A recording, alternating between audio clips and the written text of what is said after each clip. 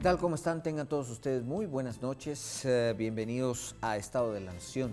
Comenzamos a platicar acerca del tema de las extorsiones que son un agobio para las personas, son un peligro terrible y que parecen no tener un control certero por parte de las autoridades. A pesar de que muchos delitos han ido a la baja, las extorsiones, pues todo lo contrario, van hacia la alta y es un serio problema en cuanto está atacando a prácticamente todas las actividades. Sin embargo, pues veamos qué ha pasado en las últimas horas. Ayer pusimos una encuesta en torno a lo del gabinete famoso que el gobierno había planteado.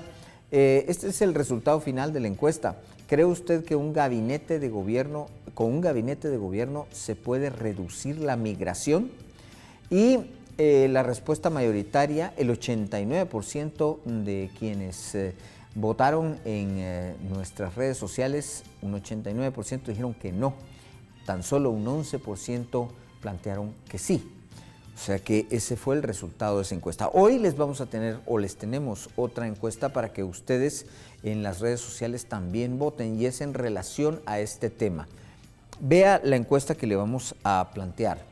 La encuesta es: ¿ha sido usted objeto de extorsión o conoce a alguien que directamente fue víctima? Hasta el momento, y esta encuesta va a tener 24 horas, va a estar colgada 24 horas, vean ustedes, hasta el momento el 63% de las personas responden que sí han sido víctimas de extorsión o conocen a alguien que directamente que ha sido víctima. Y un 37% dice que no, o sea, es un número elevadísimo para un tipo de crimen como este. Así es que vamos a platicar con alguien que conoce muy bien del tema porque pues es presidente de la Gremial de Rutas Cortas Extraurbanas, el señor Gamaliel Chin, que está con nosotros. Dicho sea de paso, los autobuses son objeto de extorsiones todos los días, extorsiones, robos, y no solo ellos, lo estamos planteando ya en un universo, porque han habido asesinatos de personas que están en camiones repartidores de aguas, básicamente todos los vehículos de reparto de las empresas son objeto de extorsión, pequeños negocios, grandes negocios son objeto de extorsión. Don Gamaliel, muchas gracias por venir con nosotros esta noche. ¿Cómo han visto ustedes el desarrollo de este delito de la extorsión en lo que va del año? ¿Han visto un incremento? ¿Se mantiene? ¿Cómo está la situación? Buenas noches, antes que nada, licenciado Valdizán.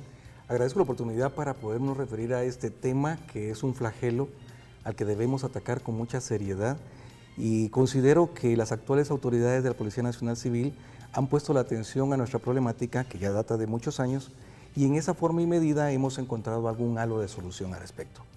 Desgraciadamente sí debo confirmar el hecho de que durante el 2017 y los últimos meses del 16, este repunte ha sido muy significativo, al extremo de que podríamos casi cuantificar un incremento de alrededor de un 60% alrededor del 2015 a la fecha.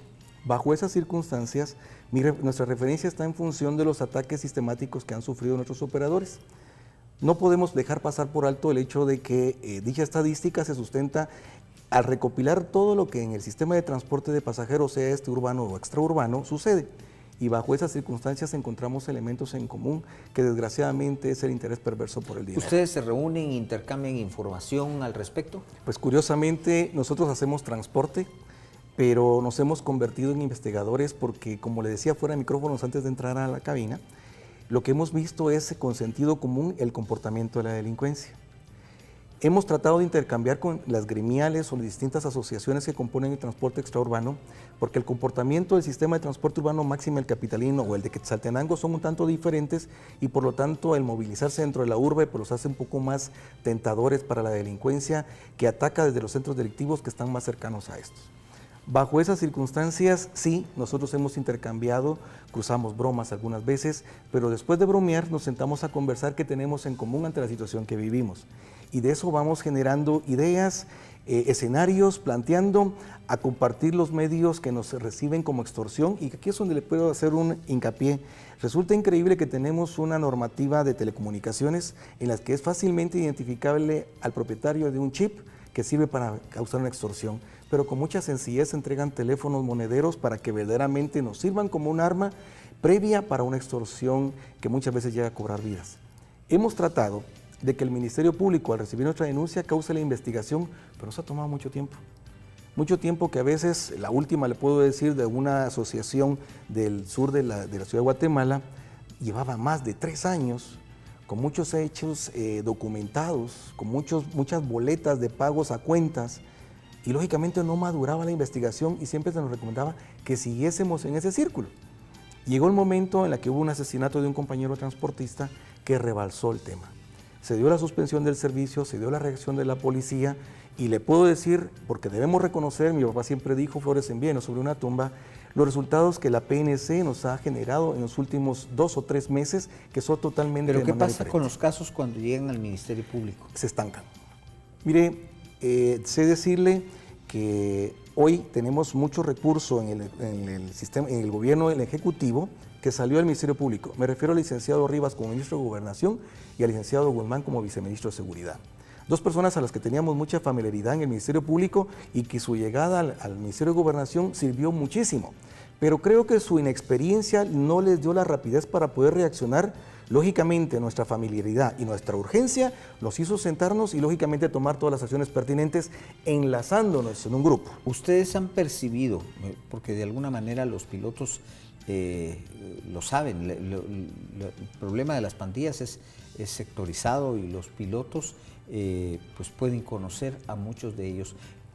¿Capturan y luego sueltan casi de inmediato? Mire, lamentablemente, si no se comete un hecho, si no se sorprende en la infragrancia, es difícil poder sostener esto. En Guatemala no existe todavía una cultura muy amplia de la denuncia y sobre todo el señalamiento de un delincuente. A pesar de que encontramos en el Código Procesal Penal formas que nos dan a nosotros la oportunidad de mantener incógnita nuestra situación.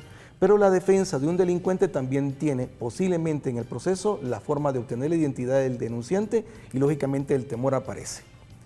Pero hemos tratado que la flagrancia, la colaboración de los entes de investigación precisamente generen lo necesario. Ahora, para sí evitar. se han notado gente Sí. capturada que vuelve otra vez al mismo sector a estar en la misma actividad. Le voy a decir que lamentablemente hay capturas, hay detenciones, pero hay, llamémoslo así, reaparecen nuevas estructuras.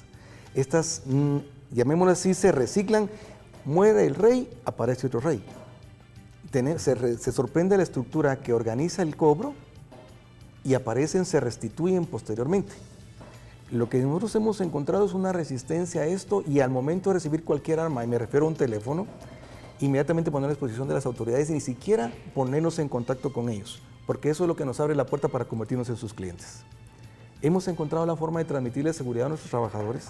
Por supuesto, nos hemos tenido que poner, llamémosle así, casi que en una vigilia constante para evitar ser víctimas nuevamente, y le puedo decir que hemos ido rescatando sectores por sectores.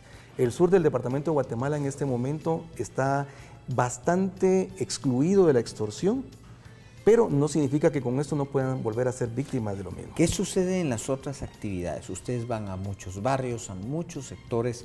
La extorsión, pues son víctimas todos los pequeños negocios, las pequeñas tiendas, las farmacias, pues prácticamente todo tipo de negocios y todos los camiones y vehículos repartidores de prácticamente cualquier cosa en el país.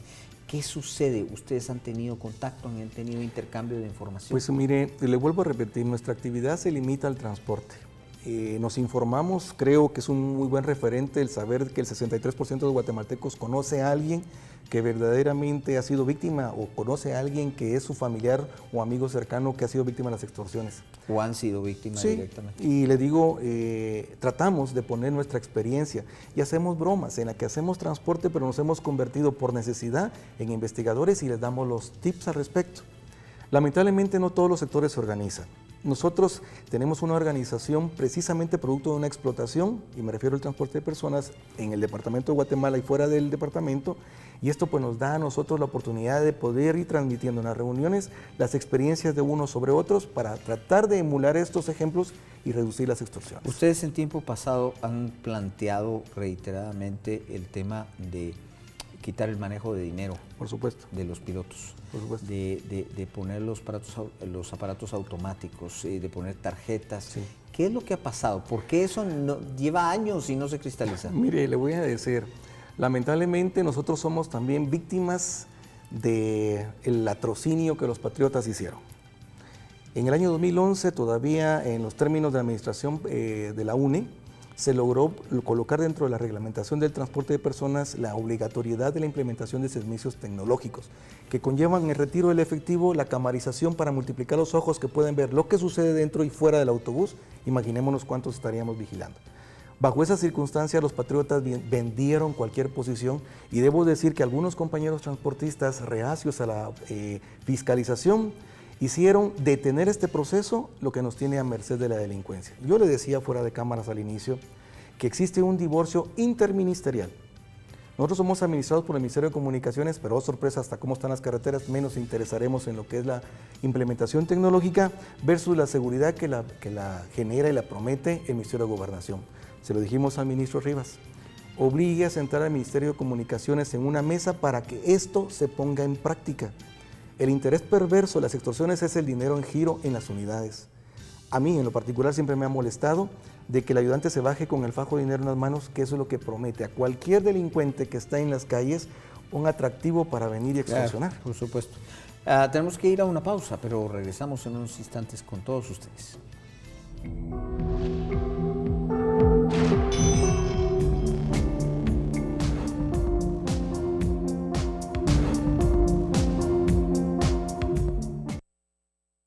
Ayer se tiene un tipo de amenaza, un tipo de extorsión. Se hace una reunión con el comisario del área, con inteligencia, con investigación criminal, y se ha fortalecido tanto el aspecto operativo como el tema de investigación criminal. Hacemos un llamado a todos los transportistas, a todos los pilotos. Es importante la denuncia ciudadana y de que cualquier extorsión que esté ocurriendo la denunciemos. Estas declaraciones del comisario Estu Velasco se producen tras los acontecimientos con los autobuses en el Milagro, rutas que estuvieron suspendidas por algunas horas mientras pues obtenían un poco de seguridad al respecto. ¿Qué tan efectiva es la seguridad que puede dar la policía en torno a esto? Si hablamos de transporte urbano, creo que muy poca. Si hablamos de transporte extraurbano, creo que ha dado mejores resultados. ¿Por qué? Porque nuestra actividad no es tan recurrente, ni frecuente, ni tan desordenada como la que sucede en el transporte urbano.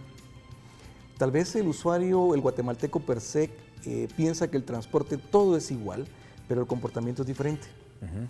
Nosotros tenemos organización administrada por los empresarios, por lo tanto tienen sujeción nuestros trabajadores a decisiones y supervisión de colaboradores, me refiero a inspectores que ordenan el sistema de transporte. En transporte urbano no. Es una anarquía total en la que desgraciadamente han desaparecido todos los controles. Básicamente el dueño le da el bus al piloto y algunas veces el piloto es el dueño del bus. Exacto, usted acaba de decirlo en esto. Bajo esas circunstancias es triste, créame que yo lamento mucho de que se estén dando muertes todos los días, de que los trabajadores tengan que suspender la operación, pero si no se cambia el sistema de transporte, si seguimos haciendo todo el tiempo lo mismo, no vamos a obtener resultados diferentes. Al contrario, aquí no podemos pedirle a la policía que se multiplique. ¿Usted diría que hay algún interés que frena el hecho que se pongan todos los aparatos necesarios para que no se maneje dinero, para que existan tarjetas, para que exista otro medio de pago? Yo creería, vuelvo y le repito, las secuelas del paso por la administración pública en el Ejecutivo de los Patriotas han frenado la situación en el transporte extraurbano. Debe y existe la obligación reglamentaria y no entiendo el por qué no se puede, dado de que esto no implica un costo para el Estado, sino solamente un cumplimiento para el transportista. ¿Han tenido ustedes, reuniones con las autoridades actuales? A ver, los patriotas sí fueron nefastos, pero ¿hace ya cuánto tiempo dejaron el poder? ¿Y hace cuánto tiempo hay una nueva administración? ¿Qué es lo que pasa? Pues le voy a decir una cosa, créame que nuestra percepción como guatemaltecos, como empresarios, y creo que con un grado de intelectualidad al respecto, nos da la sensación de que esta gente es de oportunidad o solo rellenaron un gabinete y vayan a ver cómo pueden hacer. Aquí no se pueden medir resultados, como usted decía al iniciar, cuáles son los resultados de un gabinete. Cada ministerio da sus individuales resultados y el de comunicaciones ni carreteras ha podido resolver, ni carreteras. Entonces, no podemos esperar de que este olmo nos dé peras. ¿Sería la Dirección General de Transporte Extraurbano la encargada en el caso del extraurbano? Así es la administradora. Lamentablemente creo que el funcionario de turno tiene buenas intenciones. Su juventud es un elemento que no le permite tener la habilidad para sacar adelante la misma institución y creo que el abandono, porque la ven como una cenicienta del Ministerio de Comunicaciones, un total desamparo. El actual viceministro de Comunicaciones, el ingeniero, no recuerdo ni su apellido, que es tan poco evidente en la responsabilidad, y no menos el ministro de Comunicaciones, con el que ya hemos tratado de entablar comunicación, pero es evasiva. Él vive soñando en la Comisión de Energía Eléctrica, Comisión Nacional de Energía Eléctrica, como un modelo a replicar, pero deje de soñar, salga de ese sueño y póngalo en práctica. Para todo tiene justificaciones. Entonces, no podemos esperar resultados prácticos cuando vemos que alguien que está soñando todo el tiempo no tiene el expertise, es un ingeniero eléctrico, y la oportunidad para poder hacer esfuerzos que verdaderamente saquen de retraso como Guatemala está en transporte. Ese sistema electrónico no puede ser puesto en marcha por algunas de las líneas que ya están. Fíjese que de hecho sí, nosotros ya tenemos ejemplos trabajando para la costa sur, por iniciativa de empresarios que aunque no sean grandes, pero hacen el esfuerzo por cambiar esto y los resultados son buenos. Les he de decir, si se tiene que facturar, como le explicaba al momento, yo tengo que hacer un neteo entre lo que consumo versus lo que facturo y de eso le entrego al Estado lo que le corresponde. Sé con exactitud qué tengo por costos y lógicamente evito todos los riesgos. Ahora, la extorsión no puede mudar. Usted se refirió hace unos instantes a que en el caso de los vehículos de las compañías de reparto, claro, es la compañía el objeto de la extorsión. En este caso, las extorsiones no mudarían a directamente los empresarios de transporte. Le quisiera decir que en ese sentido considero que es más difícil minar un grupo colegiado que administre a un grupo tan diseminado que maneja. Porque lo que hemos percibido es que en el momento que entregan un teléfono que está hasta apagado y le dicen que lo enciendan, se corre la voz y automáticamente dijeron que hay una amenaza. ¿Qué historias ha conocido usted de pilotos que han caído víctimas de esta gente? Lamentablemente, cuando me invitaron a participar, me pidieron que trajese a un piloto. Traté de hacerlo. Hablé con un par de presidentes. Tenemos una presidenta de una asociación del sur muy valiente y me estaba tratando de conseguir a esta persona. Al final de cuentas no quiso venir. Hemos escuchado y conversado con ellos. Hemos visto gente lastimada, seriamente lastimada. Y cuando digo lastimada es porque les han dado en menos una paleada. En mucho les han disparado y para suerte han tenido heridas muy significativas que los deja imposibilitados en algún caso, en silla de ruedas, y en otros casos con un ataque de nervios significativo por las heridas que pudieron haberles cegado la vida. El hecho de que tienen que andar lejos de conduciendo y cuidando el riesgo de la conducción en las calles y avenidas, también de que suba un delincuente, de aprender a verle el rostro al que se sube y estar por detrás viéndose el retrovisor interno, el tipo de comportamiento que tienen los usuarios dentro de la unidad. Mire, cualquier cosa. Al final de cuentas lo que encontramos es temor. Ese es el elemento en común, temor. La compañía de un agente nos da un poco de confianza y ha reducido el atrevimiento de las agresiones que se dan a las unidades. Sin embargo, siempre han habido algún tipo de intento de restitución de la extorsión a pesar de la compañía. Pero queda, como le decía también a usted... El agente me imagino que evita más los asaltos dentro del bus que los ataques exteriores. Pues fíjese que curiosamente aquellas empresas que han sido atacadas desde fuera han sufrido significativamente la reducción de estos hechos, significativamente. No puedo decir cero. Quienes ponen agentes. Correcto, pero eso es un hecho temporal, porque se desviste un santo para vestir a otro, porque las necesidades se están moviendo y la fuerza humana de la PNC es limitada, es relativa. Algunas asociaciones han tomado la iniciativa de implementar tecnología de camarización en las mismas. Cítole, en el municipio de Matitlán, en una empresa, 0 asaltos no tiene extorsiones, pero tienen camarización, tienen radiado a sus unidades. Entonces significa que si nos apoyamos en la tecnología podemos cuidar. La preocupación de nosotros es el trabajador y por supuesto las cargas que llevamos dentro de él. Ese es un resultado. Parte de la complementación de lo que tenemos por normativa dentro de, algunos la han puesto en práctica y hay resultados. En el caso de las rutas cortas extraurbanas, pues la situación es de alguna manera no tan complicada como los buses urbanos que circulan en la ciudad. Pero ¿cuántas pérdidas humanas han tenido ustedes en lo que va del año? Mire, lamentablemente en este año hemos tenido alrededor de 8 muertes, entre estos 3 ayudantes y 5 pilotos al timón. Aparte de ello, debo decirle de que lamentamos y asociamos que las extorsiones también de 2 compañeros transportistas.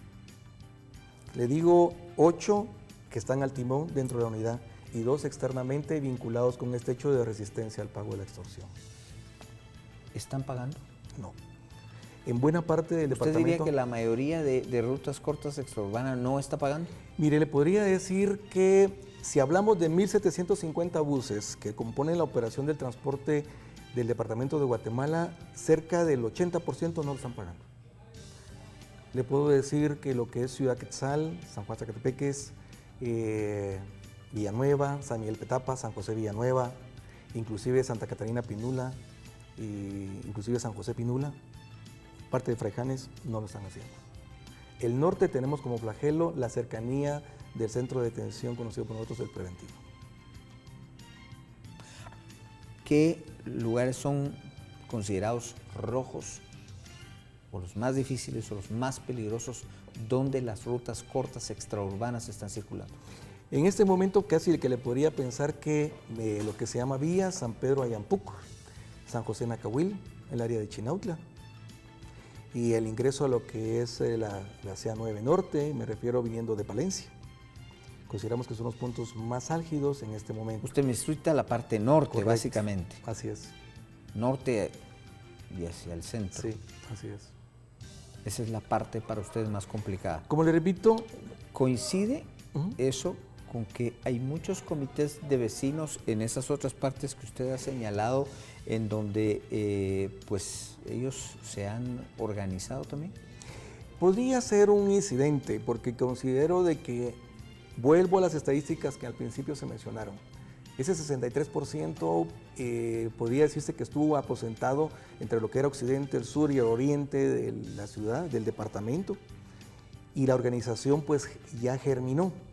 Esta empezó a cuajar en los sistemas de transporte y creo que organizó al compañero transportista en asociación a tomar decisiones que lógicamente no podríamos llevarlas a la práctica solas, sino con acompañamiento de la PNC. Presionando la investigación del MP, porque debo decirlo, presionando no fue muy a gusto, las últimas capturas que se han dado han encontrado que en común tenían elementos que estaban perjudicando a varias agrupaciones en los 3 puntos cardinales que le mencionaba. Asumo que la mayoría son miembros de las 2 pandillas principales, las maras. ¿Hay personas que se aprovechan de ese tipo de cosas y que se dedican ellos solos al, entre comillas, negocio? Debo decirle de que mucha gente actúa por necesidad a delinquir y bajo estas circunstancias hacen intentos para colocar extorsiones. Y como nos dicen los investigadores y hemos empezado a deducir, hay extorsión delincuencial de mara y hay extorsión no organizada de gente que ve una oportunidad. Y hay gente que ha caído producto de su novatez, víctima de estas circunstancias, sorprendidos porque son, llamémoslo así, inocuos en la forma de operar. Ahí sí que podríamos llamarlos inocentes en principio y lógicamente aquellos que sí tienen una estructura, muchas han generado capturas. Nosotros constantemente recibimos información de los hechos, estamos encadenados con PNC, es otra de las cosas que hoy tenemos diferente. Damos un grito y este grito se riega y por lo tanto se acciona. Y esa interacción entre las comisarías 15, 14 y 16 nos ha reducido significativamente y estamos tratando de subir también a la 13 y a la 11 que en alguna forma nos están ayudando. En torno a esos expedientes que se mueren en el MP, ¿por qué cree usted que el MP ya no le pone atención? ¿Por qué cree usted que hay una inacción de parte del Ministerio Público? ¿Qué es lo que han visto ustedes? Mire, Por mucho tiempo vimos a muchos personajes por todos conocidos que siempre se guardaron detrás de que se estaba investigando, pero no se hacían progresos. Para todo el mundo es conocido el licenciado Ronnie López, que estaba en ese crimen organizado y lógicamente no germinó absolutamente nada, todo era mucha secretividad, investigación de alto nivel, pero nada en prosperidad. Y lógicamente se heredaron a la nueva Fiscalía de Extorsiones, que bajo presión otra vez, hoy no recuerdo el apellido de la licenciada como jefe, ha empezado a dar resultados. Creo que la presión que se le hizo a la misma secretaria general de Ministerio Público, la licenciada Vélez, tratando de acercarnos a la fiscal general para que dejase de hacer política, se bajara de ese estrado e hiciera la gestión de investigación, dio resultados que se están generando en capturas y que nos dan un halo de respiro para poder continuar nuestra actividad. Bien, pues le agradecemos al señor Gamaliel Chin. Muchas gracias, presidente de la Gremial de Rutas Cortas, por aproximarnos un poco a este problema que es ya generalizado. Vemos cómo va evolucionando nuestra encuesta ya. Bueno, sigue en un 63%, 64% de las personas dicen que han sido objeto de extorsión o conocen directamente a alguien que lo ha sido. Ustedes pueden pues contestar a la encuesta en la cuenta de Twitter de TV Azteca Guatemala. Ahí pueden ustedes participar en esa encuesta. Muchas gracias por haber estado con nosotros. Pasen ustedes una muy buena noche y los esperamos mañana en Estado de la Nación.